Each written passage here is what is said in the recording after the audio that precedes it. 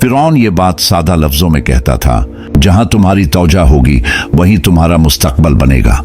इसलिए अपनी तौजा की हिफाजत करो जैसे तुम अपनी सांस की करते हो। एक वक्त में एक मकसद, एक काम, एक समत। यही वो खामोश नज्म है जो आम इंसान को गैर मामूली बना देती है। नाकामी को अपनी शनाख्त मत बनाओ, ये सिर्फ एक मरहला है। फिरौन कहा करता था कि जो इंसान नाकामी को अपना नाम बना लेता है वो दोबारा जन्म नहीं ले पाता।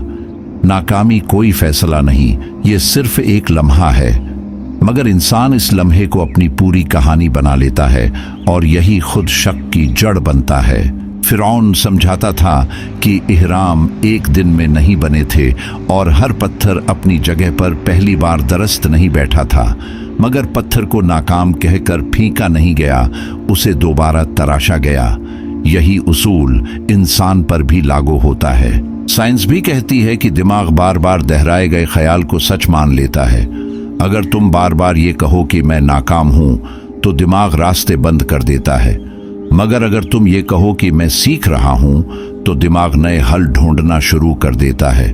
फिरौन की नसीहत थी, नाकामी को उस्ताद बना लो, सजा मत बनाओ, क्योंकि जो शख्स गिरने से डर जाए वो कभी पूरा कद नहीं कर पाता। 4 नज़म व दबत पैदा करो, जज्बा हमेशा साथ नहीं देता। फिरौन कहा करता था कि जज्बा आग की तरह है, तेज भी होता है और जल्द बुझ भी जाता है, मगर नज्म व जब्त पत्थर की तरह है, खामोश मगर देरपा। जो इंसान सिर्फ मौत पर चलता है वो अपनी जिंदगी दूसरों के रहम व करम पर छोड़ देता है।